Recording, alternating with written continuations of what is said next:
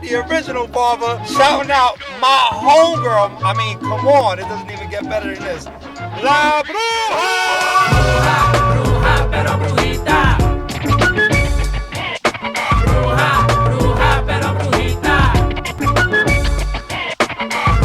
Hey, it's Eddie Muentes. You're watching Hit Records Nightlife Video now with the star, the writer, the producer of Boogie Rican Boulevard, Caridad De La Luz. Welcome to the show. How you been? I'm great. I'm very happy, finally have it as a musical. I've always wanted Boogie Rican Boulevard to be a musical. It's taken many evolutions. And here we are, 2009, right here, at the Puerto Rican Traveling Theater. I'm so proud to bring it here. Yo, on Broadway, honey. This is big. This is big. Thank you.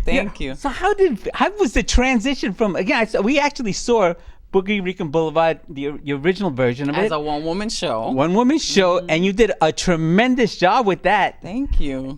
And now you added some more characters. Well, I added one character. I changed the character. I have Mama now, who's like the grandmother, the wife of Don Jose. But what more importantly than adding the character, I added an ensemble cast, like supporting cast. So now it's not a one-woman show doing monologues, it's dialogue, it's music, it's it's thriving. So it makes it very exciting for me and for people that have seen Boogie Rican Boulevard as a one-woman show. It gives them just something to come back to, because it's changed a lot in a lot of great ways. Most definitely. And the scenes that you added some other scenes that weren't there originally, but all of a sudden now you really get the feeling that you're in the barrio. I mean, you absolutely do.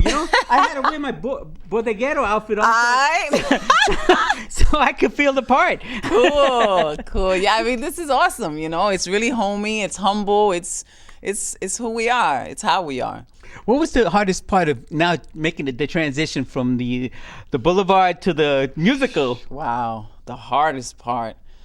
God, it's hard to say what the hardest part was. Everything, took a lot of time. It took a lot of planning and creating. I had to rewrite the script now. That took some time. And I did it in different edits and changing and then workshopping it and working it with the actors and seeing what worked, what didn't. That was, a little bit strenuous, on top of the fact of getting musicians together, which I have never done that, and getting musicians to go to a studio to record soundtrack. Luckily, William Cepeda, is the composer of the music, and he's a genius, a musical genius, and he was able to put a lot of wonderful musicians together. But we did it. We had a lot of juggling to do, and musicians are just as as intense as actors. So is that true? Yes. Or maybe even more so. So But you wear both hats on that one. Yes. I wear many hats. You know that. Yes, I certainly do. That's right. That's what brujas do. We're good brujas. We wear many hats. Well, let's go to this video. We'll be back with some more Bruja Caridad De La Luz, baby. Right here on Hit Records Nightlife Video. Woo! Bruja, bruja, pero brujita. Bruja, pero brujita.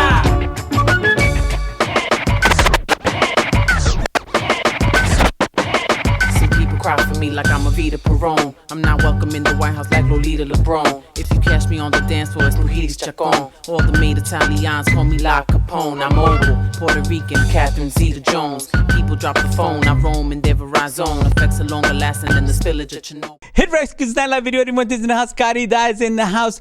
Now, this to me is just one more step away from putting it on the big screen. Is that a possibility, or is that in the works? Is that something you want to do? I mean, it's definitely a possibility. Everything to me is possible. We're still not there yet. We're still just working on the theatrical production and seeing just how much we can build from this rendition, because this is the first musical rendition.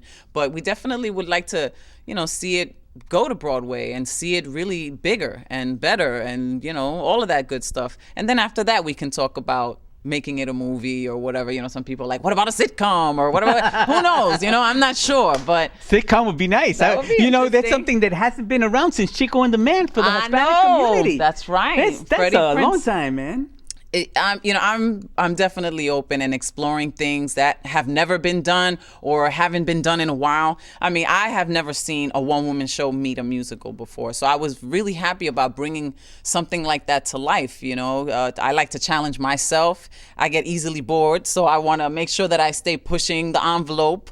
And I'm really happy. I'm really, really happy. I have my children involved. Oh, that's so cool to have. My family involved. Yeah, that's very cool. Because one of the characters, Eddie, he's my cousin Alex. My daughter plays Papo, and my son Kelson does the cues in the light booth and stuff. So it's just really beautiful. And I have close friends. Dimitri Minucci has been my close friend for many years, and Ref and Patty, we've worked together in the hip hop community for many years. So it is a family all coming together.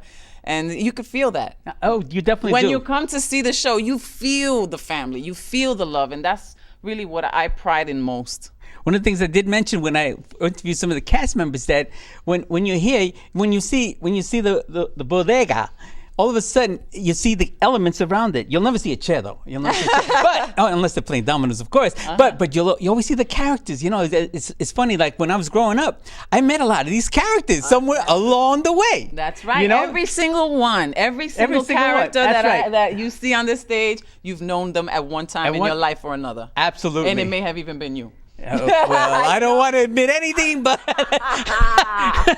not to my viewers anyway, but to you, maybe in secret, I'll when the lights go off. Yeah, this is true. And that feeling of going back home, reaching home, a part that you probably had way back in the back of your mind, and all of a sudden that comes in front of you, you're watching it going on, and all of a sudden you're like part of the scenery. Even if you were like another person who's not in the cast, you feel like you're part of it because that's the community. That's right. That's right. Everybody feels that, and different reactions every night. I like to feel the crowd. I like at the end of the show when the lights come up, we get to really see who has been watching, who has been laughing, who has been crying, because this play is more than a play. It's an experience, and what we feel like every night, we feel it. And I tell them, if you don't feel it, they're not going to feel it. And every night we feel it. We go through it and they go through it with us. It's a magical experience. I love theater. There's a different energy in theater that nothing else could duplicate.